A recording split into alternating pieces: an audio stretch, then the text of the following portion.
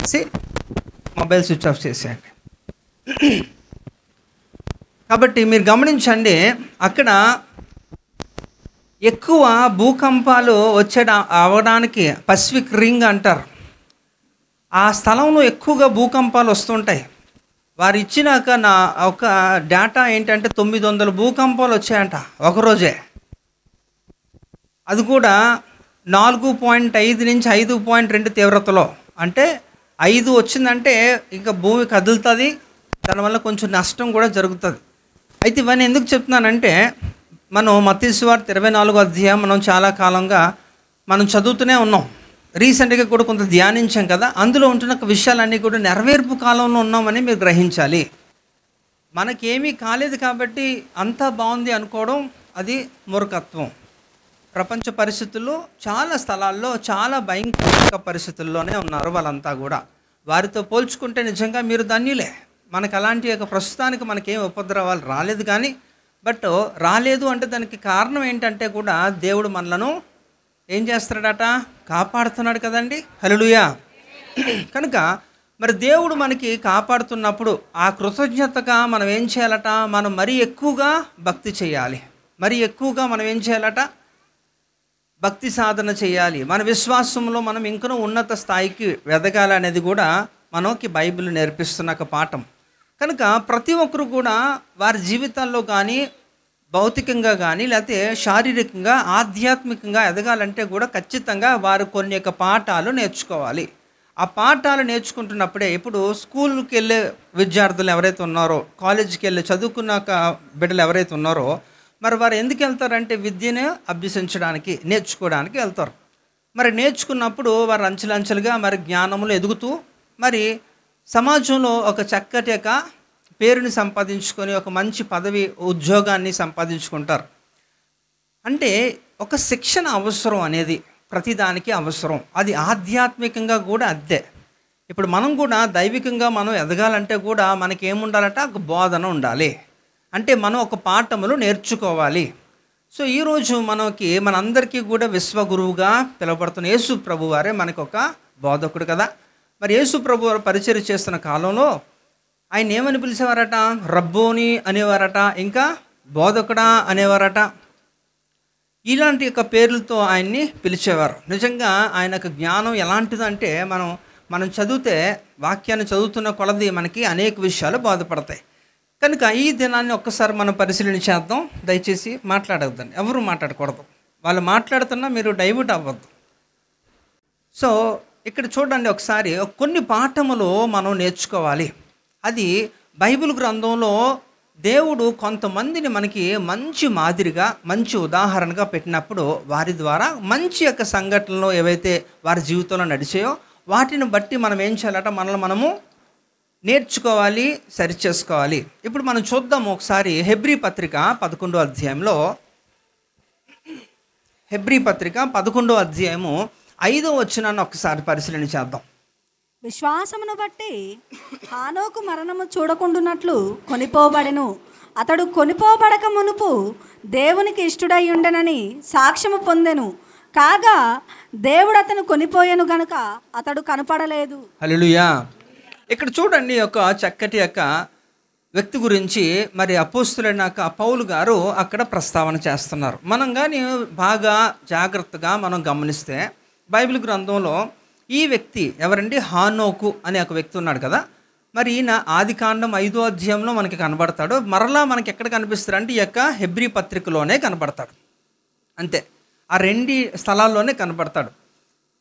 అంటే పాత నిబంధన భక్తులను గురించి కొత్త నిబంధనలో కూడా ప్రస్తావించబడుతున్నాయి. అంటే వారి యొక్క శ్రేష్టత, ఎంత మంచి మంచి విషయాలు వారి గురించి మనం సంగ్రహించాలి అనేది మీరు తెలుసుకోవాలి. అంతేకాకుండా అలాగే కొన్ని నెగిటివిటీ కూడా, కొంత మటుకు కొన్ని యొక్క భ్రష్టత్వంలోకి వెళ్ళిపోయిన క్యారెక్టర్స్ గురించి కూడా మరి బైబిల్ గ్రంథం ప్రస్తావించింది. ఎక్కడ, నూతన నిబంధన గ్రంథంలో. ఉదాహరణకి లూకాసు వార్తలో మనకి కనబడుతుంది, లోతు భార్యను జ్ఞాపకము చేసుకొనడి అనే ఒక మాట కనబడుతుంది.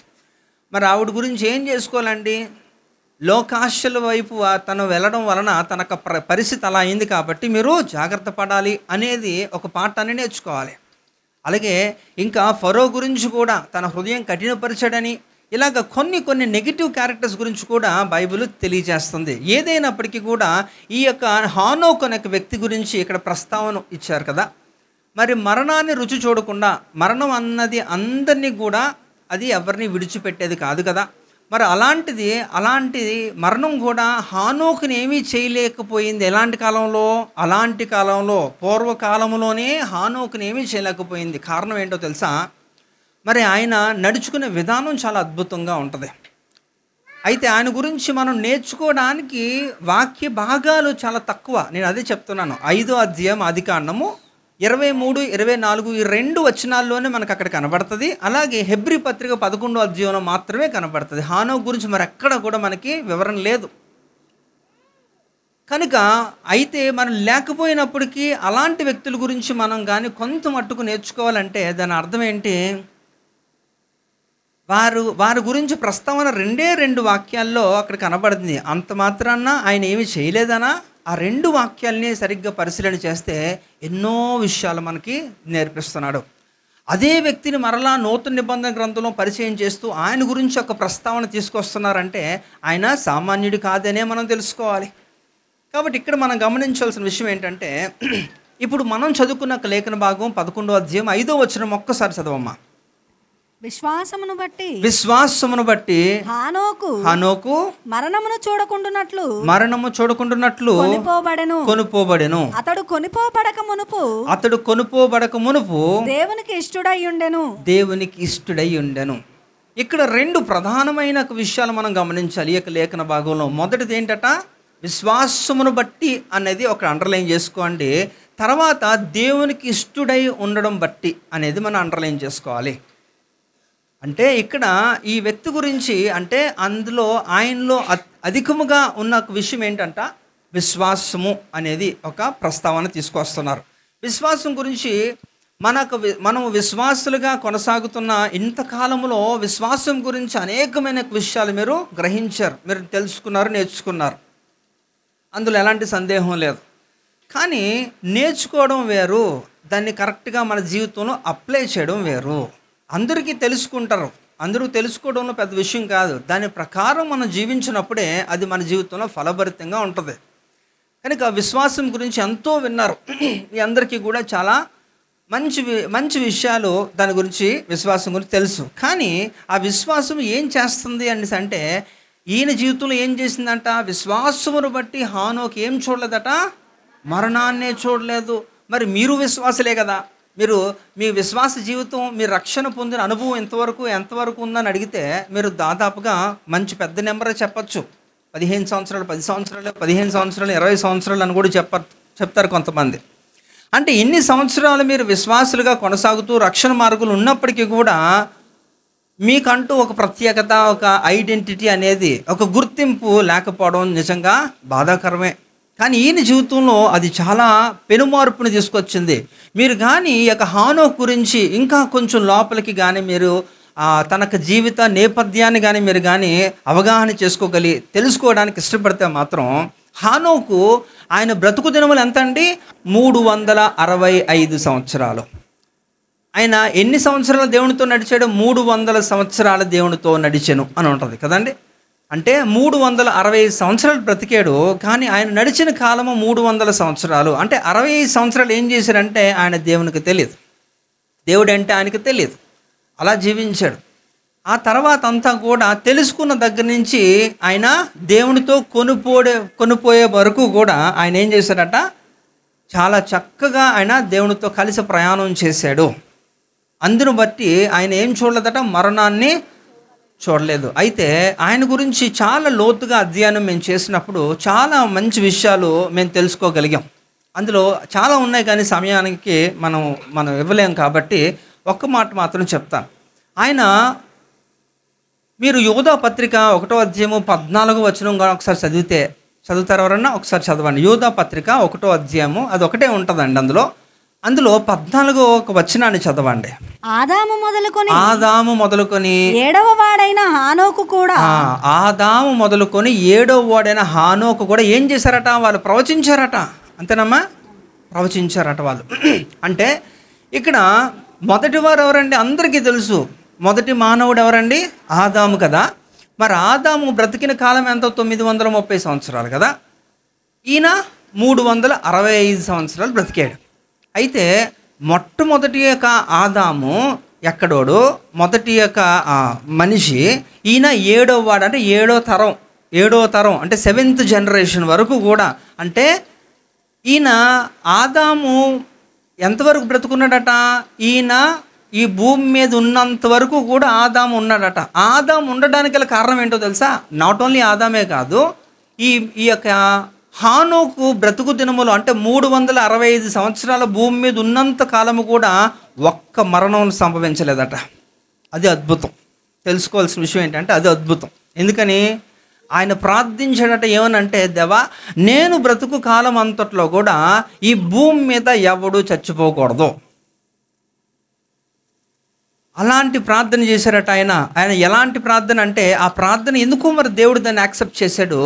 ఆయన బ్రతుకు దినములంతా కూడా భూమి మీద ఏ మరణం సంభవించలేదు కనుకనే ఆదాము మొట్టమొదటి మానవుడైనప్పటికీ కూడా ఆయన బ్రతికే ఉన్నాడు. అందుకనే ఆదాము మొదలుకొని 7వ వాడైనాక హానోకు వారు ఏం చేశారు? ప్రవచించారు అని అక్కడ వాక్యం చెబుతుంది. అంటే ఆయన ఎంతో దీర్ఘంగా ఆయన ప్రార్థన చేశాడు. ఎందుకు తెలుసా అలాంటి ప్రార్థన చేశాడు? ఎందుకంటే ఆయన తెలుసుకున్నాక సత్యాలు చూడండి. ప్రవచనం అంటే ప్రవక్తలు అని అంటారు కదా. ఎవరు ప్రవచిస్తారు? ప్రవక్తలే ప్రవచిస్తారు కదా. మరి ప్రవక్తలకి ఎలాగ వస్తుంది, ఎలా తెలుస్తుంది? ఎవరు చెప్పాలి? అంతే కదా. ప్రవక్తలకి దేవుడు బయలుపరిస్తే వారు ప్రవచించాలి. ఫలానాది ఇలా జరగబోతుంది, వారిని హెచ్చరించు, వారిని మందలించు, లేకపోతే ఇది అది అని చెప్పి దేవుడు చెబితే వారు చెయ్యాలి. సో అలాగా ఎవరు చేశారట? ఆదాము మొదలుకొని 7వ వాడైన హానోకు అంటే 7గురు కూడా వాళ్ళు ఏం చేశారట? ప్రవచించారు. అంటే ఈ 7గురికి ఎవరు చెప్పారు? దేవుడే చెప్పాడు. అంతే కదా. అంటే దేవుడు చెబితేనే వారు ప్రవచించాలి. అంటే ఇక్కడ దేవుడు ఏం చెప్పాడు? చాలా విషయాలు చెప్పారు వీళ్ళందరికీ కూడా. ప్రవక్తలుగా ఎన్నుకున్న వారందరికీ కూడా దేవుడు అనేక విషయాలు వారికి బయలుపరిచాడు. అందరికీ కూడా వారు విషయాలు తెలియజేశారు. అంటే వారు బ్రతుకు దినములంతా కూడా ఈయన హానోకు ప్రత్యేకించి ఆయన కోరుకున్నది ఏంటంటే ఏ మరణాలు భూమి మీద సంభవించకూడదు. కాబట్టి ఏం చేయాలట అంటే, ఎందుకు సంభవించకూడదు, ఎవరు ఎందుకు చచ్చిపోకూడదు అంటే, అందరికీ కూడా దేవుడు నాకు తెలియచేసినది నేను వారికి తెలియచేయాలి అనే ఒక ఆలోచనతో ఏం చేశారట? ఆయనకి దేవుడు ఏవైతే తెలియజేశాడో అవన్నీ కూడా ప్రజలందరికీ కూడా చెప్పడం మొదలు పెడుతున్నాడు. ఇప్పుడు పలానా ఎవరన్నా చనిపోయారు అనుకోండి, వారికి సువార్త అందదు కదా. ఎందుకంటే ఆ రోజుల్లో మనకి బైబిల్ లేదు, లేఖనాలు లేవు. వాళ్ళు ఏదో చూపించడానికి కూడా, ప్రూఫ్ చూపించడానికి, ఇదిగో పలానా ఇది ఉంది, దీన్ని బట్టే నేను చెబుతున్నాను అనడానికి కూడా లేదు. అంతే. ఎలా చెప్పారు మరి అంటే, స్వయంగా దేవుడు వారితో మాట్లాడింది, వారు నేరుగా వారి ప్రజలకి ఎద్దకు తీసుకుని వెళ్ళిపోయారు. అంతే. మరి అలాగా కష్టమే. ఎందుకంటే ఇప్పుడు ఇన్ని ప్రూఫ్లు ఉంటున్నప్పుడే మనం నమ్మడానికి కొంచెం సంశయిస్తున్న కాలంలో, ఏమీ లేని ఆధారం లేని సమయంలో ఎవరన్నా నమ్మాలి అనేసి అంటే అది కొంచెం కష్టమే కదండి. అయినప్పటికీ కూడా వీరు కష్టపడ్డారు, దేవుని కొరకు వాడబడ్డారు అంతగా. కాబట్టి ఈ యొక్క గొప్ప వ్యక్తి హానోకు ఏం చేశారట? ఆయన ప్రవచించాడు. అయితే అంతేకాదు కానీ అందులో మన విశ్వాసమును బట్టి, అంటే విశ్వాసము సంపూర్ణంగా ఆయనలో ఉండడమే కాకుండా చివరగా చూస్తే ఆయన దేవునికి ఎలా ఉన్నాడట? ఇష్టుడై ఉన్నాడట. అయితే ఇప్పుడు మనం నేర్చుకోదగినవి ఏంటంటే, ఈ హానోకు అనే ఒక వ్యక్తి దగ్గర నుంచి మనం నేర్చుకోదగిన కొన్ని పాఠములు, ఒక 4 మాటలు చెప్పి నేను ముగించేస్తాం. శ్రద్ధగా వినండి. మొట్టమొదటిది ఏంటట చూడండి. అసలు మొట్టమొదటిగా హానోకు అంటే దాని అర్థం ఏంటట? శిక్షణ. అంటే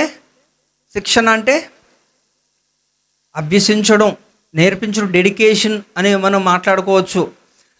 శిక్షణ అంటే ఇక్కడ శిక్షణ పొందేవాడిగా ఉన్నాడట. అంటే మరి ఆదాము మొదలుకొని 7వ వాడైన హానోకు ప్రవచించారు అనేసి అంటే ఎవరో చెబితేనే వాళ్ళు చెయ్యాలి. అంటే వారు నేర్చుకోవడానికి ఇష్టపడిన వారుగా ఉన్నారు. అందులో ప్రధానుడు యొక్క హానోకు.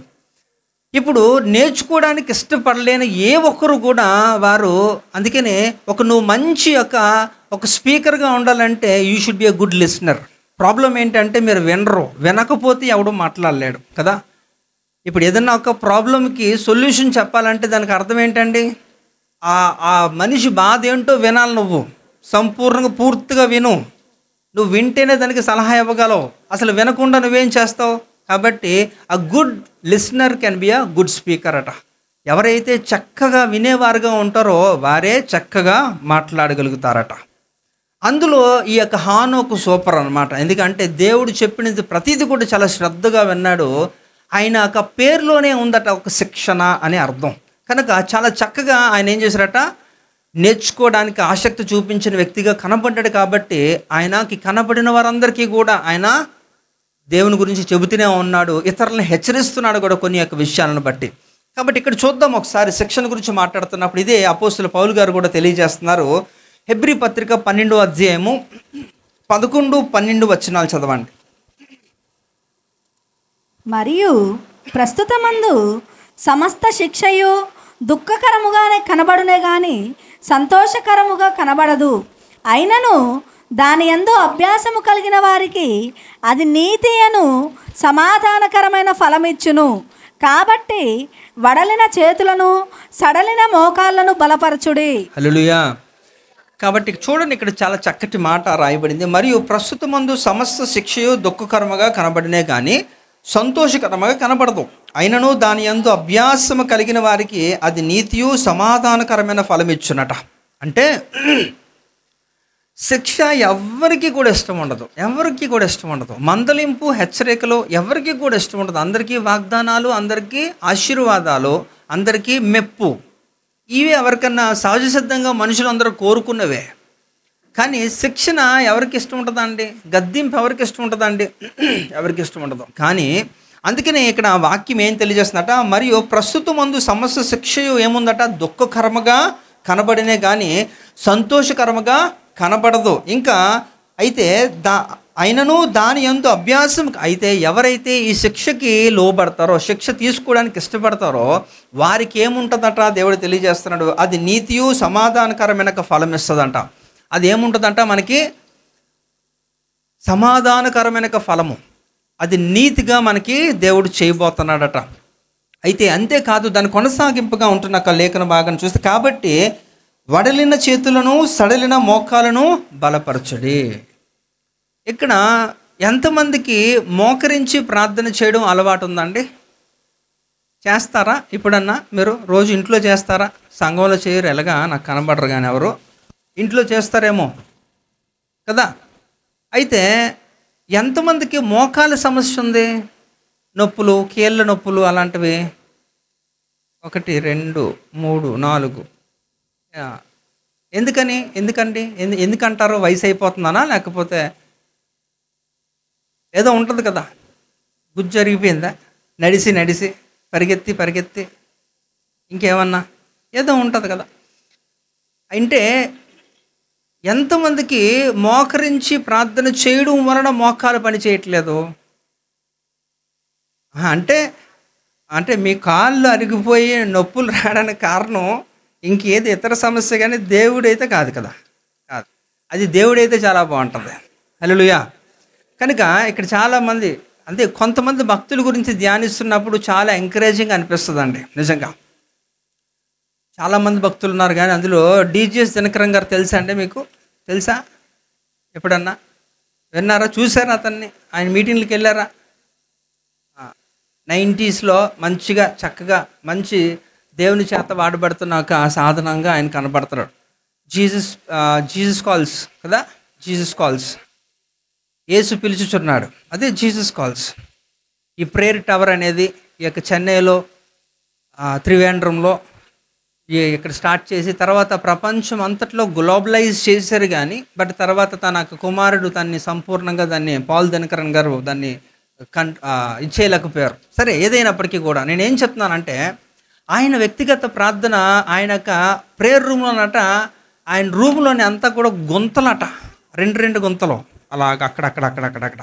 ఒకసారి ఆయన విట్నెస్ చేస్తూ ఎవరితోని, ఆయన పేరు ఏంటి, good morning holy spirit, Benny Hinn గారితో ఒక ఇంటర్వ్యూలో ఆయన మాట్లాడుతూ ఆయన పర్సనల్ ప్రేయర్ రూమ్ గురించి ఆయన అడుగుతున్నప్పుడు ఆ స్లైడ్స్ ప్లే చేస్తారు. గాడ్ ఛానల్ అని ఇదివరకు ఉండేది, ఇప్పుడు వస్తుందో లేదో తెలియదు. గాడ్ టీవీ ఉండేది కదా, గాడ్ ఛానల్ ఒకటి ఉండేది, గాడ్ టీవీ. ఇప్పుడు వస్తుందో లేదో నాకు తెలియదు కానీ, బట్ అది వరకు రోజుల్లో బాగా ఎక్కువగా అది ప్రచారంలో ఉండేది. అలాంటి వాటిల్లో ఈ యొక్క సాక్ష్యాలు, టెస్ట్ మనీస్ అని చేస్తున్నప్పుడు, ఆ స్లైడ్స్ వేసినప్పుడు చూసినప్పుడు చాలా ఆశ్చర్యం కలిగింది. ఇప్పుడు ఆయన యవనస్తుడేం కాదు, అప్పటికే చాలా వయసు పెద్దవాడు అయినప్పటికీ కూడా ఆయన ఒక ప్రేయర్ రూమ్లో గొంతులుగా అంటే అలాగే గంటలు ఉండి ఉండి ఉండి ఆయనకి అక్కడ అలా అయిపోయాట ఆ రూమ్లో. అంతేకాకుండా ఆయనకి కూడా. అయితే నేనేమంటానంటే ఇక్కడ ఈ చివరి భాగాన్ని చూడండి. కాబట్టి వడలిన చేతులను సడలిన మోకాళ్ళు బలపరచుడి అంటున్నాడు ఇక్కడ. ఈ రోజుల్లో అసలు అలాంటి అంటే యవనస్తులుగా ఉన్న వాళ్ళే చేయట్లేదు, ఇక ముసలి వాళ్ళు అలాంటి సమస్యలతో ఉంటున్నవారు వాళ్ళు ఏం చేయగలుగుతారండి? ఇక్కడ ప్రార్థన జీవితం అనేది చాలా ఇంపార్టెంట్. ఎంత ఇంపార్టెంట్ అది మీ లైఫ్ని అలా మార్చేస్తుంది. మేబీ మీరు దేవునికి అయిస్తులుగా ఉన్నారేమో, బట్ డజంట్ మ్యాటర్, అది కాదు అక్కడ. కానీ ఖచ్చితంగా మిమ్మల్ని తిప్పివేయగలదు, అంతటి శక్తి ఉంది. అందుకే ప్రేయర్ చేంజెస్ థింగ్స్ అంటారు, అవునా? ప్రార్థన పరిస్థితులను మారుస్తుందట కదా. ప్రార్థన ఏం తీసుకుంటా? విజయాన్ని తీసుకొస్తుందట. ప్రేయర్ బ్రింగ్స్ విక్టరీ అంటారు. కాబట్టి ఇలాంటి మాట్లాడుకుంటూ పోతే చాలా చాలా జరుగుతాయి. అయితే ఇక్కడ మనం మాట్లాడుకునే అంశం ఏంటంటే, ఇక్కడ వడిలిన చేతులను సడలిన మోకాలను బలపరచుడి అంటే, ఎప్పుడైతే మీ యొక్క మోకాళ్ళు గట్టిగా ఉంటాయో, దేవుని సన్నిధులు వంగుతాయో, గట్టిగా దేవుని సన్నిధులు వంగుతాయో, మీ జీవితం ఎవడు కదపలేడు. దాన్ని అలాగా స్టేబుల్గా ఉంచడానికి దేవుడు చూసుకుంటాడు ఆ పని. అయితే ఇక్కడ మనం గమనిస్తే ప్రస్తుతమందు సమస్య శిక్ష కూడా దుఃఖకరంగా ఉంటుంది కానీ సంతోషకరంగా ఉండదట. అయినా దాని యందు అభ్యాసం కలిగిన వారికి అది నీతియు సమాధానమైన ఫలం ఇస్తుందట. ఇది మనం అందరం కోరుకుంటున్నదే అది కదా. సమాధానం లేదండి, నీతియుక్తంగా ఉండాలని ఇలాంటిది అనుకోవడం వేరు, ఇట్ ఈస్ డిజైర్. కానీ అది వాస్తవికతలోకి రావడానికి దాని కొరకు మనం ఏం చేయాలట? శిక్షణ తీసుకోవాలట. ప్రస్తుత కాలం మందు ఈ శిక్ష మనం తీసుకున్నప్పుడు ఏమవుద్దట? ఆటోమేటిక్గా మీరు అడగక్కర్లేదు, మీరు ఎక్స్పెక్ట్ కూడా చేయక్కర్లేదు. అంటే దేవుడు నిన్ను కరెక్ట్ చేస్తున్నప్పుడు మీరు కరెక్ట్ అయిపోతే మీకు ఏం అవసరం లేదట. మీకు ఏది ఇవ్వాలో అది దేవుడు ఆల్రెడీ ఇచ్చేస్తాడట. కాకపోతే మనం ఏంటంటే శిక్ష తప్పించుకొని దేవుడిచ్చే ఫలాన్ని, సమాధానాన్ని, నీతిని మనం తీసుకోవాలనుకుంటాం. అది చాలా వెర్రితనం, అది అవ్వదు. అయితే ఇక్కడ మనం మాట్లాడుకున్న విషయం ఏంటంటే, ఈ యొక్క హానోకు తను ఏం చేస్తాడట? తన పేరే శిక్షణ అంటున్నప్పుడు తన అభ్యాసం చేసేవాడిగా ఉన్నాడట, దేవుని దగ్గర నుంచి నేర్చుకునేవాడిగా ఉన్నాడట. అందు నిమిత్తం ఆయన ఏం చేశారట? విశ్వాసంలో ఒక ఉన్నతమైన స్థానానికి ఆయన వెళ్ళిపోవడమే కాకుండా, ఇప్పుడు మనందరికీ తెలిసిన వ్యక్తి అబ్రహాం గురించి మాట్లాడితే ఆయనకున్న టైటిల్స్, బిరుదులు ఇస్తే ఆయన ఫాదర్ ఆఫ్ ఫేత్ అంటారు కదా, విశ్వాసమునకు తండ్రి అని ఒక స్టేట్మెంట్ కూడా మనకి బైబిల్లో కనబడుతుంది. కానీ అబ్రహాము కంటే ముందు వాడు కదా ఈ యొక్క హానోకు, అవునా? అబ్రహాం మనకి ఎక్కడ కనబడతాడు? 12వ అధ్యాయంలో కనబడతాడు, అవునా? కానీ ఈయన 5వ అధ్యాయంలోనే కనబడుతున్నాడు. ఈయన విశ్వాసమును బట్టి ఆయన మరణాన్ని చూడలేదట. అంటే ఈయన ద్వారా మనం నేర్చుకోదగిన పాఠం ఏంటంటే, విశ్వాసపు స్థాయి ఒక రేంజ్లో ఉంది. ఎంత రేంజ్లో ఉందంటే, ఆ విశ్వాసాన్ని బట్టి ఆయన మరణాన్నే చూడలేదట. సజీవుడిగానే అలా నడుచుకుంటూనే వెళ్ళిపోయినట్టుగా బైబిల్ చెబుతుంది ఇక్కడ. కాబట్టి మనం తెలుసుకోవాల్సిన విషయం ఏంటంటే, ఆయన ఎలా బ్రతికేడట? దేవుని కొరకు బ్రతికాడు, శిక్ష తీసుకున్నాడు, శిక్షణ పొందాడు. ఇంకా ఆయన 300 సంవత్సరాలు is a complete family man. Balance చేసుకున్నాడు తన జీవితాన్ని. మనమైతే బ్యాలెన్స్ చేయలేం, చాలా కష్టం. ఎందుకంటే మీరు ఒకదాని మీద గురి ఉంటుంది, అయితే పని, లేకపోతే దేవుడు. అంతే. దేవుడు పని రెండు మిక్స్ చేయొద్దండి. అది అదే, ఇది ఇదే. అది ఎలా చేయగలనండి? మీకేం తెలుసు అండి నా కష్టాలు? ఎంతో కష్టపడుతున్నాను నేను. కష్టపడితే కానీ నాకు ఏముండదండి, అది ఉండదు కదా. ఖచ్చితంగా వెళ్ళాల్సిందే, కరెక్టే. దేవుడే చెప్తున్నాడు. దేవుడు ఎప్పుడు కూడా సోమరుగా ఉండమని ఎప్పుడు చెప్పలేదు కదా. ఇన్ఫ్యాక్ట్ సోమరులకే చెప్తున్నాడు, చీమల యొద్దకు పోమంటున్నాడు కదా. మరి దేవుడు చెప్పినాడు, మరి దేవుడు ఎందుకు ఇలా చేస్తాడు? కానీ అంటే బ్యాలెన్స్ చేసే విషయంలో ఇక్కడ ఈజ్ ద క్లాసికల్ ఎగ్జాంపుల్. ఎవరండి? హానోకు చక్కటి యొక్క ఉదాహరణ, ఒక మంచి మాదిరిగా ఉన్నాడు. కాబట్టి మనం ఆయన దగ్గర నుంచి ఏమైనా నేర్చుకోవచ్చా? హానోకు గురించి నేర్చుకోవచ్చు అంటారా? ఎవరు ఇక్కడ? రైట్. చాలా చాలా అంటే చాలానే. ఎందుకంటే మనకు అంతకాలం మనం బ్రతకం కదా. ఇప్పుడు ఆయన ఎంతకాలం దేవుడిని ఎరగలేదట. ఇప్పుడు మీ యొక్క ఆయుష్కాలం ఎంత ఉండొచ్చు ఇంచుమించుగా? అంటే ఇప్పుడు హానోకుని ఫాలో అయితే నరకానికి పోతారు మీరు ఈ విషయంలో. 60 సంవత్సరాలు కదా నమ్ముకున్నాడు, 60 తర్వాత కదా నేను కూడా అప్పుడు స్టార్ట్ చేస్తానంటే అయిపోతుంది నీ పరిస్థితి. అప్పటికి దేవుడు వచ్చేస్తాడు, అంతకాలం నువ్వు బతకవు కదా. కనుక అది కాదు మనం చూసుకోవాల్సింది. ఆయన బ్రతుకు దినములో అప్పట్లో ఎందుకు అంత ఆయుష్ ఇచ్చాడు దేవుడు అంటే, అప్పట్లో వారందరికీ కూడా దేవుడు దాదాపుగా 965 సంవత్సరాలు బ్రతికాడు మెతుషల కదా. ఆయనే హైయెస్ట్, ఆయనే ఎక్కువ కాలం బ్రతికాడు బైబిల్ గ్రంథం అంతట్లో కూడా. అంతంతకాలం అసలు దేవుని ఉద్దేశం ఏంటంటే అసలు ఎవరూ చనిపోకూడదు కదా. అదే కదా, ఏ ఒక్కరు నశించడం తండ్రి చిత్తం కాదు. నిన్ను సృష్టించింది చంపడానికైతే కాదు, కానీ చచ్చిపోతున్నారంటే కారణం ఏంటంటే మన అవిధేయతను బట్టి, పాపం అనేది భూమి మీదకి రావడాన్ని బట్టి ఈ రకంగా జరుగుతుంది.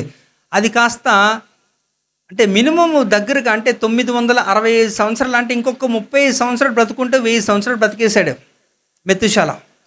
కానీ ఆయన అంటే దేవుని లెక్క ఎలాగుందంటే ఇంచుమించుగా ఒక 1000 ఏళ్ళు అనుకోండి, 1000 ఏళ్ళు అలాగా.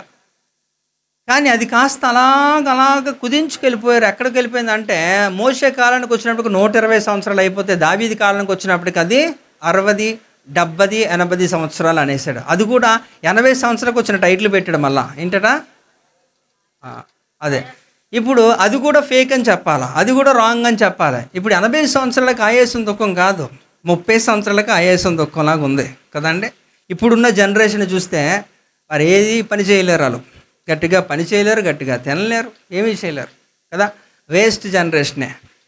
ఎందుకని అంటే వేస్ట్ అంటున్నానని బాధపడద్దు, అందరి మీద తోసేస్తుంటారు అన్నమాట. లేదండి పొల్యూషన్ ఎక్కువైపోయిందండి, అన్నీ కల్తీ అండి, అన్నీ ఎలాగో ఉన్నాయని. కానీ మీరు ఆహార అలవాట్లు మార్చుకోవద్దు. మీరు జంక్ ఫుడ్ అలా తింటూనే ఉండండి, వాళ్ళు వీటి మీద పెట్టేస్తుంటారు అన్నమాట. అలా కాదు. కానీ ఏదైనప్పటికీ కూడా ఆయుష్ మాత్రం కుదించబడింది అని తెలుసుకోవాలి. కాబట్టి ఇక్కడ ఈయన ద్వారా మనం నేర్చుకోదగినది ఏంటంటే, హానోకు ద్వారా మనం నేర్చుకోదగిన చక్కటి పాఠం ఏంటంటే, విశ్వాసములో చాలా ఉన్నతంగా ఆయన ఎదగడమే కాకుండా ఆయన ఇంకేంటంటే దేవునికి ఇష్టడుగా ఉన్నాడు. చూద్దాం ఇక్కడ, దేవునికి ఇష్టడుగా ఆయన బ్రతికాడు. కాబట్టి చివరిలో ఏముందట, ఆయన దేవునికి ఇష్టడుగా ఉన్నాడు కాబట్టి ఆయన ఆయన్ని ఏం చేసుకెళ్ళిపోయాడట, ఆయన కొనుపోబడ్డాడు కదా. ఆయన భూమి మీద లేకపోయాను అని కూడా బైబిల్ రాయడానికి కారణం ఏంటంటే, మొదటిది ఏంటంటే విశ్వాసపు స్థాయి అయినా చాలా గొప్పగా ఉందట. ఆ విశ్వాసం గురించి మనము నేర్చుకున్నాం, కానీ ఆయనంతటి విశ్వాసాన్ని మనం కనపరచట్లేదు ఈ రోజుల్లో. దానికి అనేకమైన బలహీనతలు ఉండొచ్చు, కానీ ఖచ్చితంగా మీరు అది పొందుకోవాలి. ఎందుకంటే దాని గురించి చాలా విన్నాం. గలతీయులకు రాసిన పత్రిక 5వ అధ్యాయం 22లో ఆత్మఫలములో అదొక భాగం కదా, అవునా. అందులో విశ్వాసం కూడా ఉంది, 7వది. కనుక అది ఖచ్చితంగా మనం పొందుకోవాల్సిందే. అది లేకపోతే అసలు క్రైస్తవ జీవితానికి అసలు అర్థమే లేదు. ఈ క్రైస్తవ జీవితం అంతా కూడా దేని మీద ఆధారపడిందండి, విశ్వాసమే కదండి, విశ్వాసమే. కాబట్టి ఈ యొక్క హెబ్రీ పత్రిక 11వ అధ్యాయం అంతా కూడా రాయబడింది కూడా విశ్వాసం గురించి, ఆ వీరుల గురించే రాయబడింది. 18 మంది క్యారెక్టర్లు కనబడతారు అక్కడ, మనకి పేర్లు ఇవ్వబడినాయి.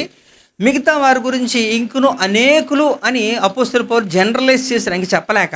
ఇంకా చాలామంది ఉన్నారట. అందులో పేర్లు ప్రస్తావించబడిన దాంట్లో ఈయన కూడా ఒకడు కదా. ఆయన గురించి ఈ యొక్క 5వ వచనంలో రాయబడింది.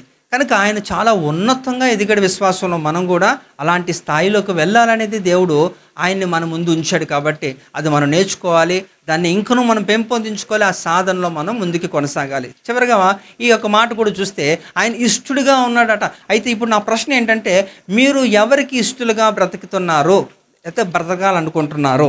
దేవుడని మాత్రం చెప్పకండి, అదే చెప్తారు నాకు తెలుసు. అది కాకుండా ఇంకోటి చెప్పండి, ఎవరికి ఇష్టలుగా బ్రతకాలనుకుంటున్నారు?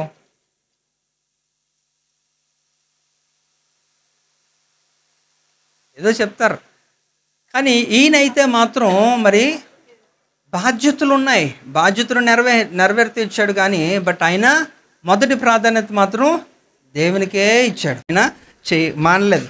అయితే చూడండి, ఇక్కడ దేవునికి ఇష్టడుగా ఆయన బ్రతికినట్టు వాక్యం చెబుతుంది. అయితే ఇక్కడ మనం చూద్దాము, అసలు దేవునికి ఎవరు ఇష్టము మనకు అర్థం అవ్వాలా. ఇప్పుడు ఆయన దేవునికి ఇష్టడుగా బ్రతికేడు అని వాక్యం చెబుతుంది కదా. ఇప్పుడు నా ప్రశ్న, అసలు దేవునికి ఏమి ఇష్టం అనేది కూడా మనం చూద్దాం. ఇక్కడ చూడండి, సామెతల గ్రంథం 12వ అధ్యాయంలో 22వ వచనం చూడండి. సామెతలు 12:22. అబద్ధమాడు పెదవులు యెహోవాకు హేయములు, సత్యవర్తనులు ఆయనకిష్టులు. హల్లెలూయా. ఏంటండి దేవునికి ఎవరు ఇష్టలట? సత్యవర్తనలు అంటే అంటే సత్యము చెప్పువారంటే దేవునికి ఇష్టం.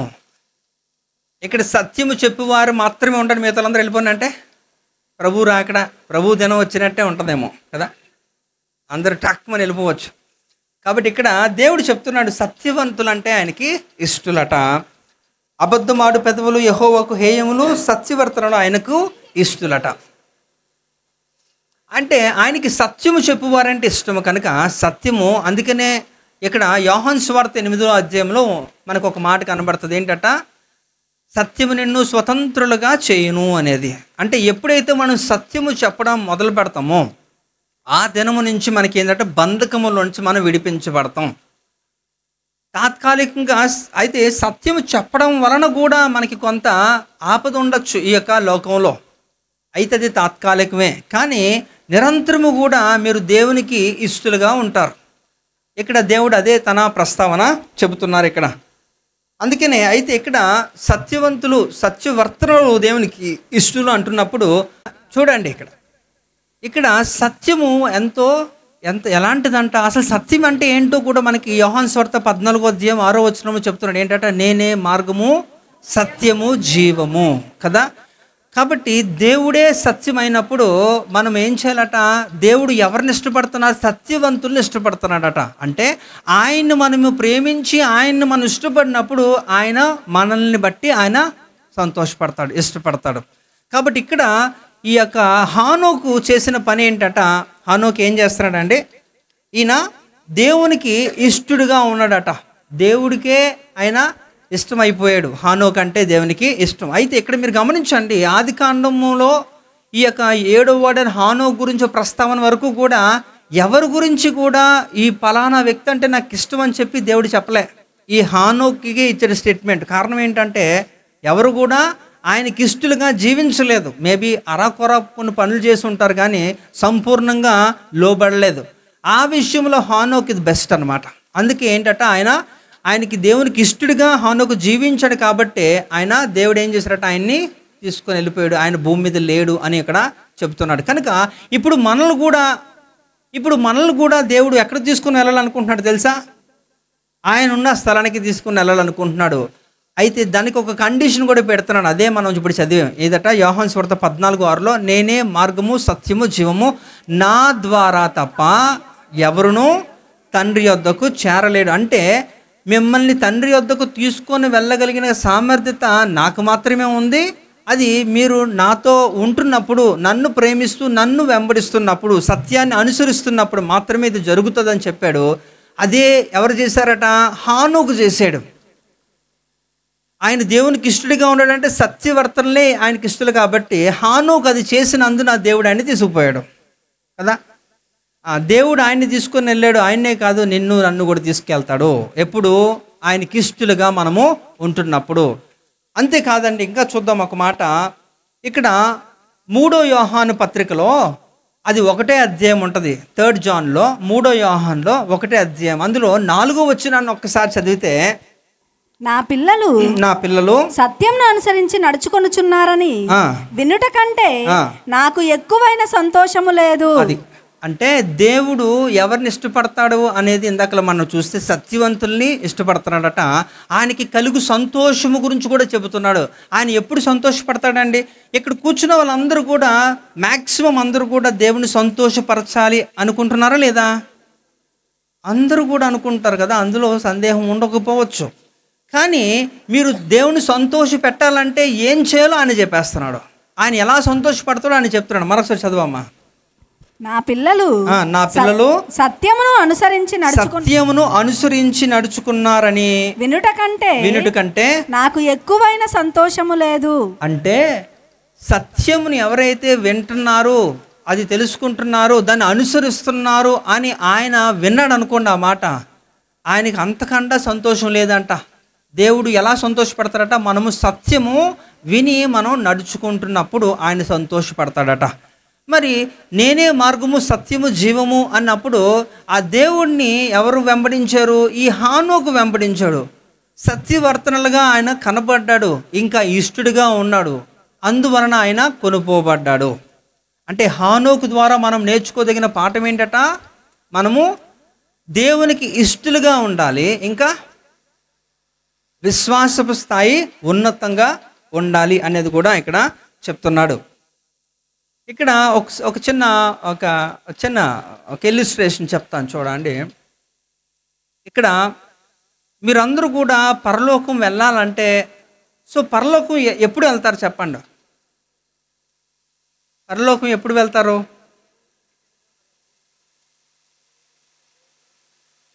దేవుని రాజ్యంలోకి ఎప్పుడు మనం సమీపిస్తాం? సింపుల్, తీర్పు తర్వాతే కదా, అవునా? అంటే తీర్పు తర్వాతే మనకు పర్మనెంట్ మన నివాసాలు మనకి ఇవ్వబడతాయి. అయితే ఆ తీర్పు దినాన్ని కూడా మనకి ఎలా ఉంటుందంటే, నేను మీకు ఆల్రెడీ చెప్పాను, ప్రకటన గ్రంథం గురించి మాట్లాడుతున్నప్పుడు ప్రకటన గ్రంథంలో ఏముందట? ద బుక్ ఆఫ్ ల్యాంబ్, అంటే జీవ గ్రంథము అనేది ఒక గ్రంథం ఉంది, వేరొక గ్రంథము అనేది ఉంది, ఇంకా హతసాక్షుల గ్రంథము అనే 3 పుస్తకాలు ఉంటాయి. హతసాక్షులు అది మీకు సంబంధించింది కాదు. ఒకవేళ మీరు కూడా హతసాక్షులు అయిపోతే అప్పుడు దానికి సంబంధం ఉంటుంది, కానీ లేకపోతే ఈ 2 పుస్తకాలే మనం పరిమితులు అవుతారు. ఏంటంటే వేరొక గ్రంథంలో మీరు బ్రతుకు దినములంతా కూడా మంచి చెడు 2 కూడా అన్ని కూడా నోట్ చేస్తారు. ఆ మంచిని బట్టి దాన్ని బట్టి ఏం చేస్తారట? మీ యొక్క పేరు జీవ గ్రంథంలో లిఖిస్తారు. జీవ గ్రంథంలో ఎవరి పేరైతే ఉంటుందో వారు పరలోకానికి అర్హులుగా దేవుడు చేస్తాడు. ఇది కామన్గా భవిష్యత్తులో జరగబోయేది ఇదే. అయితే ఇక్కడ మరి అందరూ కూడా పరలోకానికి కొనుపోబడ్డారట. పరలోకానికి అంటే అక్కడ ఆ స్థలం, అంటే ఆ స్థలాలు మంజూరు చేసే స్థలానికి, ఇంకా అంటే వారి యొక్క క్రియలను బట్టి వారిని పంపించే స్థలానికి తీసుకుని వెళ్ళారట. అందులో ఈ భూమి మీద ఒక మంచి ఒక పొలిటీషియన్ ఉన్నట, ఒక మంచి రాజకీయవేత్త. ఆయన కూడా చనిపోయాడట. ఆయన చాలా కార్యక్రమాలు చేశాడు. మరి ఆయన చనిపోయిన తర్వాత పైకి వెళ్ళారట. ఆయనతో పాటు చాలామంది ఉన్నారట. అక్కడ అందరూ కూడా వెయిట్ చేస్తున్నారట. ఆ పైకి వెళ్ళి చూస్తే అంతా కూడా ఆ పరలోకం ఏదైతే స్థలం ఉందో ఆ స్థలంలో అంతా కూడా గడియారాలు ఉన్నాయంట. పెద్ద పెద్ద గడియారాలు ఉన్నాయట.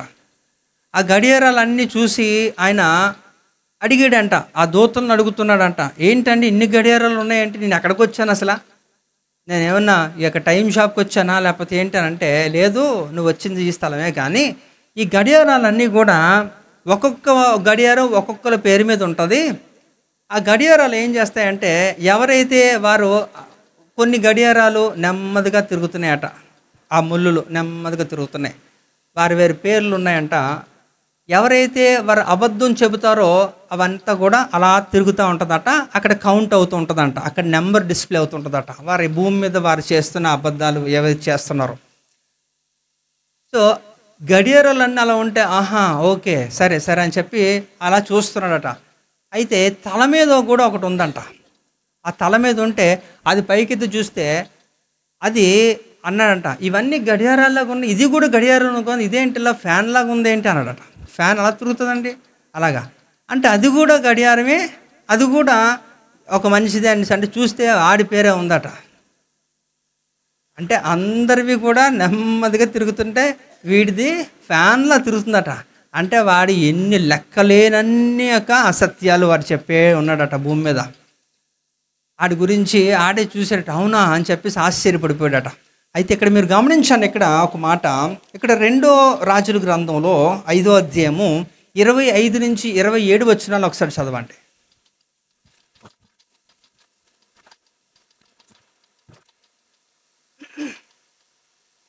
అతడు లోపలికి పోయిన తన యజమానుని ముందర నిలువగా ఎలీషా వానిని చూచి, గెహజీ, నీవెచ్చట నుండి వచ్చితివని అడిగినందుకు వాడు, నీ దాసుడనైన నేను ఎచ్చటికి పోలేదనెను.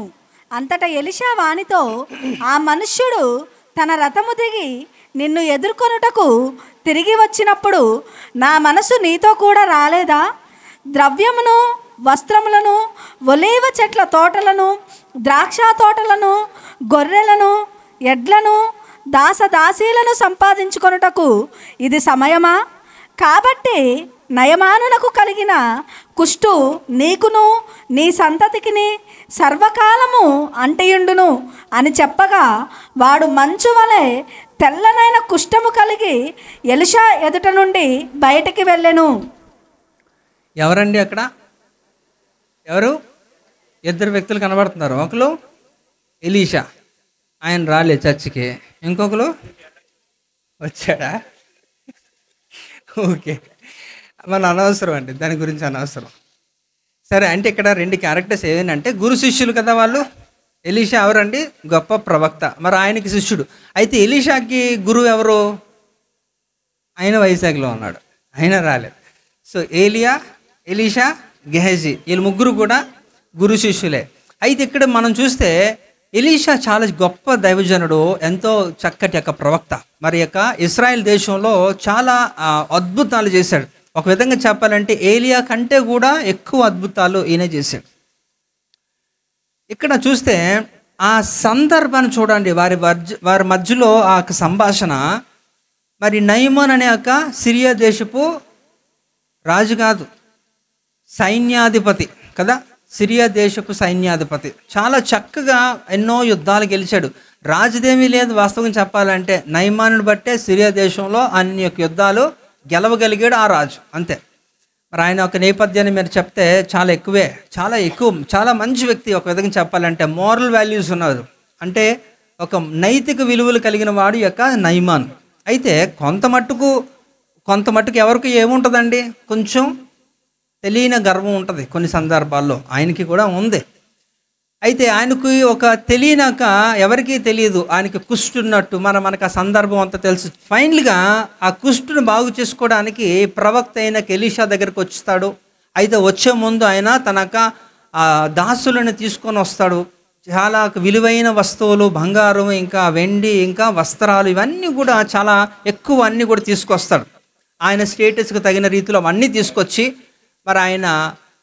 తీసుకొచ్చి ఆయన ఇవ్వడానికి ప్రయత్నం చేసినప్పటికీ కూడా అవన్నీ కూడా నిరాకరించి వెళ్ళి ఆ యోర్దాన్లో 7 సార్లు మొలుగు అని చెప్పేసి వెళ్ళిపోతాడు, అంతే. మరి అద్భుతంగా వారు స్వస్థపరచబడతారు. ఆ తర్వాత కాలంలో ఏం జరిగిందట, ఆయన వెళ్ళిపోయిన తర్వాత ఈ గెహజీ అన్నవాడు ఏం చేశారట, ఆ నయమాను వెళ్ళిపోతుంటే వారి రథాల వెనకాతలు పరిగెడుతూ ఆ సంభాషణ ఇదంతా కూడా. ఎవరు? మా యజమాని. అయితే ఆయన కోరుకోవట్లేదు కానీ నాకు కావాలి అని ఆయన అడుక్కున్నాడు. సరే తీసుకోరా అని చెప్పి ఇచ్చాడు. ఆయన తీసుకున్నాడు. ఆయన మళ్ళీ తిరిగి వచ్చాడు. తిరిగి వచ్చినప్పుడు ఆయన వేసిన ప్రశ్న ఏంటంటే 26లో మనం చూస్తాం. ఎలీషా అడుగుతున్నాడు ఎక్కడికి వెళ్ళావంటే ఆయన ఏం చెప్తున్నాడట, చదవండి, నా మొహం చూస్తారు. అంతటా ఎలీషా వానితో, ఆ మనుష్యుడు తన రథము దిగి నిన్ను ఎదుర్కొనుటకు తిరిగి వచ్చినప్పుడు నా మనసు నీతో కూడా రాలేదా? ద్రవ్యమును, వస్త్రములను, ఒలీవ చెట్ల తోటలను, ద్రాక్ష తోటలను, గొర్రెలను. చాలమ్మా, 25 కూడా మీరు చదవండి, పై వచనాన్ని చూస్తే. అంటే ఆయన అడిగినప్పుడు ఆయన ఏం చెప్పాడట, వాస్తవంగా నిజం చెప్పాడండి? నో, అబద్ధం చెప్పాడు. అబద్ధం చెప్పినప్పుడు ఏం చేశారట, అప్పుడు అన్నాడన్నమాట, నా మనసు నీతో రాలేదా అని అంటున్నప్పుడు ఆయనకి తెలిసిపోయింది విషయం అంతా అర్థమైపోయింది. వెంటనే ఏం చేశారట, అవి తీసుకున్నదంతా కూడా పాపం ఆయన చేసినాక మిస్టేక్ వలన తన కుటుంబం కూడా శాపగ్రస్తం అయిపోయింది. వారందరికీ కూడా తెల్లని కుష్టు వచ్చేసినట్టు వాక్యం చెప్తుంది. అందరూ కూడా పాపం వాళ్ళు ఎలాంటి పరిస్థితుల్లో ఉన్నారు, భయంకరమైన శాపగ్రస్తులు అయిపోయారు వాళ్ళంతా కూడా. అంటే ఇక్కడ సత్యవంతుల్ని దేవుడు ఇష్టపడతాడు అనేది అక్కడ వాక్యం చెప్తుంది. సత్యం మనలను స్వతంత్రులు చేస్తుంది అని ఇక్కడ చెప్తున్నది. సత్యాన్ని అనుసరిస్తే దేవుడు సంతోషిస్తాడు అని చెప్తుంది. ఇవన్నీ క్యారెక్టర్స్ కూడా ఈ సంబంధించినవన్నీ కూడా హానోకులో పుష్కలంగా ఉన్నాయి కాబట్టి ఆయన నుంచి మనం నేర్చుకోదగిన పాఠం. అయితే ఈ సత్యాన్ని అనుసరించకుండా సత్యము చెప్పలేని దైవజనుడి దగ్గర ఉంటున్నాక ఎలీషా నాకు చాలా గొప్ప దైవజనుడు, ఒక గొప్ప ప్రవక్త. ఆయన దగ్గర ఉంటున్న గెహజీ ఆయన కూడా ఎన్నో చూశాడు కదా, ఎన్నో అద్భుతాలు చూశాడు, ఆయనతో కలిసి పరిచర్య పనిచేశాడు. అయినప్పటికీ కూడా ఆయన సత్యము చెప్పలేనందున ఇక్కడ ఏమైపోయాడట, శాపగ్రస్తుడైపోయాడు. తన కుటుంబం అంతా కూడా కుష్టితో వారు బాధపడుతున్నారు. కనుక ఇక్కడ ఎప్పుడు కూడా మనము ఆ రీతిలో ఉండకూడదు. ఎందుకంటే నువ్వు చేసిన దాన్ని బట్టి నీ కుటుంబం కూడా శాపగ్రస్తం అయిపోవడానికి అవకాశము ఉంది అని కూడా దేవుడు తెలియజేస్తున్నాడు. అయితే ఇక్కడ చూడండి, దేవునికి ఇష్టలైన వారికి దేవుడు ఇచ్చే యొక్క బహుమానం ఏంటో కూడా ఒకసారి చూడండి. లూకాసు వార్త 2:14 చూస్తే, సర్వోన్నతమైన స్థలములలో దేవునికి మహిమయు, ఆయనకి ఇష్టలైన మనుషులకు భూమి మీద సమాధానమును కలుగునుగాక అని దేవునికి స్తోత్రము చేయుచుండను. అంటే ఎవరైతే దేవునికి ఇష్టలుగా ఉంటారో దేవుడు వారికి ఏం చేస్తారట, ఈ భూమి మీద సమాధానాన్ని ఇస్తాడు. హల్లెలూయా. అంటే మీరు దేవుని కొరకు చేసిన చిన్నదో పెద్దదో ఏ చర్య అయినప్పటికీ కూడా దాని వలన నీకు ఎప్పుడూ లాభమే. మీరు ఎప్పుడూ నష్టపోరు. మీరు దేవునికి భయపడినా మీకు లాభమే, దేవునికి దగ్గరగా ఉన్నా మీకు లాభమే. దేవుణ్ణి ఇష్టపడి నిజంగా ఆరాధించిన అంటే దేవుని కొరకు మంచి ఏమి చేయదలుచుకునే అటెంప్ట్ కూడా అది మీకు it will turn as a blessing.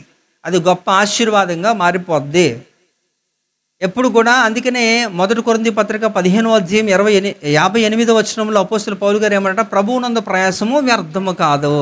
అంటే దేవుని కొరకు నిస్వార్థముగా మనస్ఫూర్తిగా మీరు చేసిన చిన్న పనైనా సరే వెంటనే ఫలం రాకపోయినప్పటికీ కూడా అది మీకు ఆశీర్వాదం, అది వృధాగా పోదు అనేది ఒక క్లారిటీ. అది ఇక్కడ తన జీవితంలో జరిగింది. అంటే ఇక్కడ ఏం చేశారట, ఆయన మంచి విశ్వాసములో గొప్పగా ఎదిగినవాడు, ఇంకా దేవునికి ఇష్టడుగా వారు జీవించారు. ఎవరండి? హానోకు. మరి చివరిగా మనం చూసుకొని మనం ముగించేద్దాం. ఇందాక నుంచి అంటున్నాను కానీ ముగించట్లేదని మీ బాధ కదా, అంతేనా? మరి మీరు వినాలా లాస్ట్. కాబట్టి ఇక్కడ చూడండి, 11:5 మరొకసారి చదవమ్మా. హెబ్రీ పత్రిక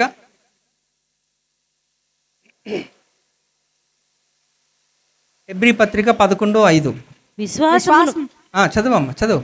విశ్వాసమును బట్టి హానోకు మరణము చూడకుండునట్లు కొనిపోబడెను. అతడు కొనిపోబడక మునుపు దేవునికి ఇష్టడై ఉండెనని సాక్ష్యము పొందెను. ఓకే. 5:24 ఏది? ఆదికాండం. అది కూడా ఒకసారి చదవండి. హానోకు దేవునితో నడిచిన తరువాత దేవుడు అతను తీసుకొని పోయాను గనుక. అది అంటే ఓకే ఫైన్. అంటే ఎప్పుడండి దేవుడు ఆయన ఎప్పుడు తీసుకుని వెళ్ళాడట? ఆయన దేవునితో ఏం చేశాడు? నడిచిన తర్వాత. అంటే ఇక్కడ హానోకు నడక చాలా ఆశ్చర్యంగా అనిపిస్తుంది. ఇక్కడ నాకు మనం కూడా నడుస్తున్నాం కదా, మనం కూడా చాలా నడిచే ఉంటారు. కొంతమంది అయితే వారికి నడకే ప్రధానం, వారు ఎక్కువ నడుస్తూనే ఉంటారు. ఈ యొక్క ఎక్కువ వారు బైక్స్ మీద లేకపోతే ఇంకా ఏదో బళ్ళు మీద వారు వెళ్ళడానికి ఇష్టపడరు. వాళ్ళు చాలా నడక అంటే వారికి ఎక్కువ ఇష్టం. అయితే మీరు నడిచారు, ఆయన నడిచాడు, కానీ ఆయన భూమి మీద నుంచే లేకుండా ఆయన దేవుడే తీసేసుకున్నాడు. ఆయన నడక అంత ఇష్టం దేవునికి. అయితే ఇక్కడ కూడా మీరు అర్థం చేసుకోవాల్సింది ఏంటంటే, ఆయన దేవునితో నడిచిన వాడిగా ఉన్నాడు. అది ఎంతో ఇష్టమైపోయింది అతని దేవునికి. దేవునితో కలిసి నడిచారు. మీ అందరికీ కూడా కాళ్ళు ఉన్నాయి, కానీ మీరు ఎంత నడిచారు, ఎక్కడ నడిచారు, ఏం నడిచారు అంటే దానికి పెద్దగా సమాధానం ఉండకపోవచ్చు. మీ వ్యక్తిగత జీవితాల కొరకు మీరు ప్రయాసపడి ఉంటారు, కానీ దేవుని నిమిత్తము, దేవుని కొరకు, దేవుని పరిచర్యలో మీరు నడిచే క్రమం అనేది అది ఇక్కడ కనబట్లే. అయితే ఇక్కడ హానోకు విషయాన్ని చూస్తే ఆయన చాలా నడిచాడట. ఎంత 300 సంవత్సరాలు నడుస్తూనే ఉన్నాడు దేవునితో. నడిచి దేవుడు అనుకున్నాడు, ఇంకా చాలే హానోకు, ఇంకా రెస్ట్ తీసుకోవాల్సిన సమయం వచ్చింది కనుక ఇక ఆపే అని చెప్పి ఆయన తీసుకొని వెళ్ళిపోయాడు. అంటే నడక అంటే దాని అర్థం ఏంటండి? మీరు 2 కాళ్ళు ఉన్నాయి కాబట్టి నడుచుకొని వెళ్ళడం అది అర్థం? నో.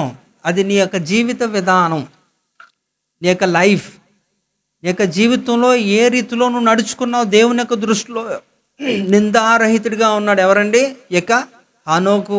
ఇంకా దేవునికి ఇష్టడుగా ఉన్నాడు, ఇంకా విశ్వాసంలో ఉన్నతంగా ఆయన ఎదిగిన వాడిగా ఉన్నాడు. ఇలాంటి అనేకమైన మంచి లక్షణములు ఆయనలో ఉన్నాయి కాబట్టి దేవుడు ఆయన ఏం చేశాడట, ఆయన్ని తీసుకుని వెళ్ళిపోయాడు.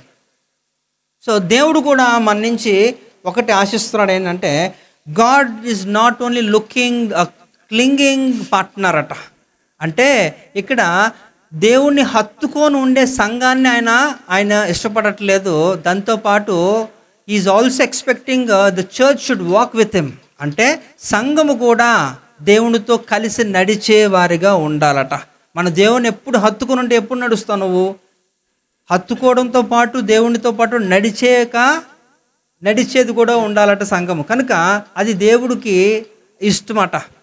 ఇక్కడ హానోకు చేసిన పని అదే. ఆయన జీవిత కాలంలో 300 సంవత్సరాలు కూడా ఆయన దేవునితో నడిచేవాడిగా ఉన్నాడు, నడుస్తూనే ఉన్నాడు. అది దేవునికి ఎంతో ఇష్టమైపోయింది. ఆయన విధానం, ఆయన జీవితము చూస్తే ఒక ట్రాన్స్పరెంట్ అనమాట, తెరచిన పుస్తకముగా ఉంది దేవునికి. మీరు గమనించండి, ఆ 2 వచనాలు అందులో. ఇక్కడ మళ్ళీ ఒక మాటలు మాట్లాడుతాను హెబ్రీ పత్రికలు, తర్వాత ఎక్కడా లేదే. ఒక్క రిమార్క్, ఒక రికార్డులో ఎక్కడా కూడా కనబడలేదు ఆయన గురించి. పోనీ ఎవరన్నా వ్యక్తిగతంగా ఇంకెవరన్నా మాట్లాడారంటే అది కూడా లేదే. అంటే ఎంత పర్ఫెక్ట్గా ఉన్నాడో తన లైఫ్ని మీరు ఆలోచించండి. అలా ఉన్నాడు కాబట్టి దేవుడు ఆయన్ని మరణమే చూడలేదు. చాలా ఆశ్చర్యం కదండి. మనకి బైబిల్ గ్రంథం అంతట్లో కూడా ఇద్దరు వ్యక్తులు. ఎవరు? ఒకటి ఏలియా, ఇంకొకటి హానోకు. వీళ్ళిద్దరే మరణాన్ని చూడకుండా వారు పరలోకానికి కొనుక్కోబడ్డారు. మిగతా వాళ్ళందరూ కూడా ఆ తర్వాతే. అంటే ఈయన ఎంతో శ్రేష్టమైన వాడే మాట్లాడుకోవాలి. కాబట్టి మీరు ఆలోచించండి, ఇక్కడ మన నడక సరిగ్గా లేకపోతే అది ప్రమాదంలోనే ఉంది. ఇక్కడ ఇస్కరియోతు యూదా అనే వ్యక్తి ఉన్నాడు, అపోస్తలుడు కదా, శిష్యుల్లో 12 మందిలో ఆయన కూడా ఒకడు. మరి ఆయన వాస్తవంగా చెప్పాలంటే 12 మందిలో ఎవ్వరు కూడా అంతగా చదువుకోలేదు. వారికి ఏదో అలా అటు ఇటుగా చదివారు. కానీ ఈయన ఒక్కడే చాలా ఉన్నతమైన చదువుకున్నాడు, ఈ యొక్క ఇస్కరియోతు యూదా. మరి ఇలాంటి వ్యక్తి లోక జ్ఞానం ఉంది బాగా, అలాగే ధర్మశాస్త్రం కూడా కొంత అవగాహన కలిగిన ఉన్నవాడే. అయినప్పటికీ కూడా ఆయన నడక ఎలాగుందంటే దేవునితో పాటు ఆయన లోకంతో కూడా ఉన్నాడు. రోమా అధికారులతో పాటు నిరంతరం కూడా ఆయనకి కమ్యూనికేషన్స్ ఉన్నాయి, ఆయన సంబంధం ఉంది ఆయనకి. అందువలన ఏం చేస్తాడంటే అటు లోకములో ఇటు దేవునితో కూడా. అందుకని ప్రకటన గ్రంథం 3వ అధ్యాయంలో ఒక మాట ఉంటుంది కదా, 15లో ఏముంటుంది అది? మీరు ఎలా ఉండాలట? ఎలా ఉండాలండి? నీ క్రియలను నేను ఎరుగుదును, నీవు చల్లగానైనను వెచ్చగానైనను లేవు. నీవు చల్లగానైనను వెచ్చగానైనను ఉండిన మేలు. నీవు వెచ్చగానైనను చల్లగానైనను ఉండక నులివెచ్చనగా ఉన్నావు గనుక ఉమ్మేసేస్తారన్నట. నేను నిన్ను నా నోట నుండి విమ్మువేయను ఉద్దేశించున్నాను. అంటే ఏదో ఒకటే డిసైడ్ అవ్వండి, అయితే అది లేకపోతే ఇది. కానీ ఇక్కడ ఇస్కరియోతు యూదా 2 కూడా ఏకకాలంలో చేసేద్దాం అనుకున్నాడు. అటు దేవునితో ఉన్నాడు, ఇక్కడ ఈ లోకంతో ఉన్నాడు. చివరికి ఏమైపోయిందట? అందుకని అంటారు, ఒకటి 2 పడవల మీద ప్రయాణం ఎలా ఉంటుందండి? గమ్యానికి వెళ్తుందా? వెళ్దు కదా. The decision will make your డెస్టినిటీ కదా. నీ యొక్క నిర్ణయము ఏం చేస్తాట? నీ గమ్యస్థానానికి చేరుస్తుంది. కానీ అక్కడ చేరలేదు. కారణం ఏంటంటే 2 పడవల మీద కాలేస్తున్నాడు, ఎవడు కూడా వెళ్ళడు. ఇక్కడ ఆయన లోకంతో ఉన్నాడు, దేవునితో ఉన్నాడు. అలా ఉండడం వలన ఆయన యొక్క ప్రాణాన్ని ఆయన కోల్పోయాడు, ఆయన ఆత్మనైనా కోల్పోయాడు ఇక్కడ. కాబట్టి ఇక్కడ మనం కూడా ఆలోచించాలి, దేవునితో ఉంటున్నప్పుడు దేవునితోనే ఉండాలి అంతే. అందుకనే ఫిలిప్పీ రాసిన పత్రిక 1వ అధ్యాయము 23వ వచనంలో ఏముందట? బ్రతుకుటైతే క్రీస్తు, చావైతే లాభము. కాబట్టి ఇక్కడ దేవుని కొరకు బ్రతకండి, చచ్చిపోతే దేవుని కొరకే చనిపోండి. అలా అయితేనే అది మీకు లాభం అవుద్ది తప్ప ఇంక మామూలుగా ఇంక దేని కొరకు చనిపోతే మీకు లాభం ఉండదు. అందరిలాగే మీరు కూడా మీకంటూ ఒక ప్రత్యేకత ఉండదు. కనుక ఈ యొక్క 3 ప్రత్యేకమైన సుగుణాలు ఒక మంచి ఒక పాఠాలుగా దేవుడు మనకి ఈ యొక్క హానోకు ద్వారా నేర్పిస్తున్నాడు. ఒకటి ఏంటంటే విశ్వాసము, ఇంకోటి ఆయనకి దేవునికి ఇష్టడుగా బ్రతికాడు, తర్వాత ఆయన దేవునితో కలిసి నడిచాడు. ఇప్పుడు మీరు కూడా విశ్వాసపు స్థాయి ఎంత ఉందో ఒకసారి పరిశీలన చేసుకోండి. మనం ఎవరినైతే క్యారెక్టర్ స్టడీ చేస్తున్నామో వారితో మనం కంపేర్ చేసుకున్నప్పుడు మీ స్థాయి ఏంటో మీకు తెలిసిపోద్ది. When you compare your self with something else మీకు తెలిసిపోద్ది. ఇక్కడ ఇంకా ఆయన ఇష్టలుగా ఉన్నాడు, దేవునికి ఇష్టలుగా ఉన్నారు. మీరు ధైర్యంగా చెప్పగలరా, అవును దేవా నేను నీకు ఇష్టలుగా ఉన్నాను అని మీరు చెప్పుకోగలిగిన ఒక స్థాయి మనకు వచ్చినప్పుడు మీరు ధన్యులే. హల్లెలూయా. అయితే ఆ రోజు వచ్చేటప్పటికి దేవుడు రాకడ ఆలస్యం అయితే మంచిది కదా. దేవుడు రాకడ వచ్చిన తర్వాత ఇలాంటి పరివర్తన చెందిన ఉపయోగం ఉండదు. వాస్తవంగా అలాంటి పరివర్తనలు జరగవట ఆయన వచ్చి వెళ్ళిపోతాయి. ఎందుకంటే ఈ భూమి మీద నుంచి ఎవరిని తీసేస్తున్నాడట? పరిశుద్ధాత్మని తీసివేస్తున్నాడు కదా. యవనస్తుల్ని అడిగాను నేను మీకు, అపోస్తుల కార్యం 20వ అధ్యాయం 28వ వచనాన్ని కదా. ఎవరు చెప్తారు? అపోస్తులు 20:28. దేవుడు తన స్వరక్తం ఇచ్చి సంపాదించిన తన సంఘమును కాయుటకు పరిశుద్ధాత్మను దేనియందు అధ్యక్షులుగా ఉంచెనో ఆ యావత్ మందను గూర్చి మీ మట్టుకు మిమ్మను గూర్చి జాగ్రత్తగా చూచుకొనుడి. వెరీ గుడ్ కదా. ఆ రోజు చెప్పారు, అడిగిన రోజు, మళ్ళీ ఏ రోజు ఆ రోజే. అద్భుతమైనాక మంచి వరం అది, మతిమరుపు కదా. అది ఆత్మచేత అనుగ్రహించబడిందనా? నాకు తెలియదు, ఎందుకంటే అందులో లేదు. రైట్. కనుక ఈ యొక్క 3 కూడా చాలా ప్రధానమైనవండి, గమనించండి. ఒకటి విశ్వాసం అయితే, ఇంకొకటి దేవునికి ఇష్టలుగా మనం ఉండడం అనేది, ఇంకా 3వది ఆయనతో కలిసి నడిచేది. ఎప్పుడైతే మనం ఇవి చేయగలుగుతామో నిజంగా ఏమో చూడండి, ఆ కాలంలోనే జరిగింది, ఇక్కడ జరగదు అనడానికి లేదు. ఎందుకంటే బైబిల్ చాలా తేటగా చెబుతుంది, చాలా క్లియర్గా చెబుతుంది. మొదటి దశలోనిక పత్రిక 4వ అధ్యాయంలో క్లారిటీ ఇచ్చేశాడు. ప్రకటన గ్రంథంలో క్లారిటీ ఉంది. మొదటి కొరింథీ పత్రిక 15వ అధ్యాయంలో క్లారిటీ ఉంది. ఏంటి క్లారిటీ అంటే, దేవుడు రాకడ సమయంలో మొదట ఎవరు లెగిస్తారట?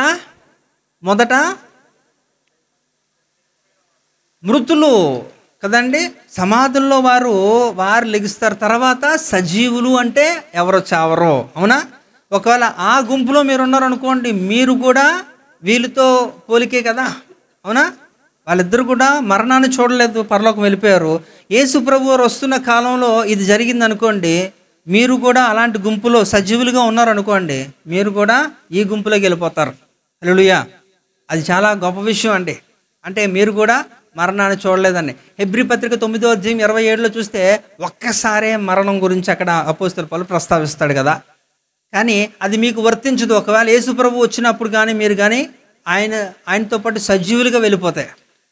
అయితే ఆ రోజు చాలా దగ్గరగా ఉందని మాత్రం మీకు చెప్తున్నాను. హల్లెలూయా. యేసు ప్రభు త్వరగా వస్తున్నాడా? చెప్పండి మీ పక్క వాళ్ళకి, జీసస్ ఇస్ కమింగ్ సూన్ అని.